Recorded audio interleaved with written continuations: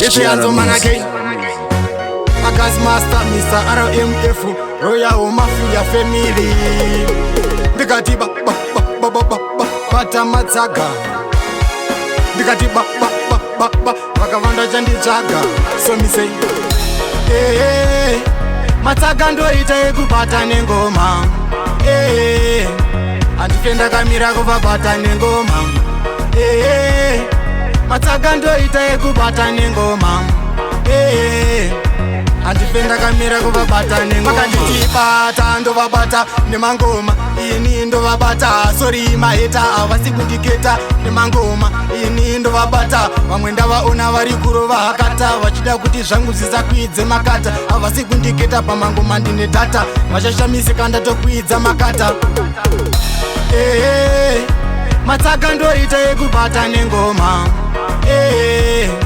handifenda kamira kuvabata nengoma Matsaga ndoita yekubata nengoma handifenda kamira kuvabata nengoma pamwe ndavaona vachida kundiisa muhari vachida kuti zvangu zvisaenderere mberi totenda kuna Mwari vachaita zviende mberi vachashamisika ini ndatova kumhiri ndavaona ndovashandike vasatani vanondishuvira dai ndapinda pamawani ona meso yavo yakati piriviri vanoshuvira dai zvavo vafutise mhiripiri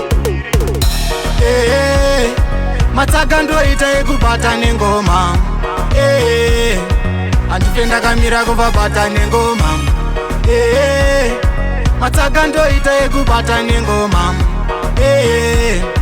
handifenda kamira kuvabata nengoma vakanditibata ndovabata nemangoma ini ndovabata sori maheta havasi kundiketa nemangoma ini ndovabata vamwe ndavaona vari kurova hakata vachida kuti zvangu zvisakwidze makata havasi kundiketa pamangoma ndine data vachashamisika ndatokwidza makata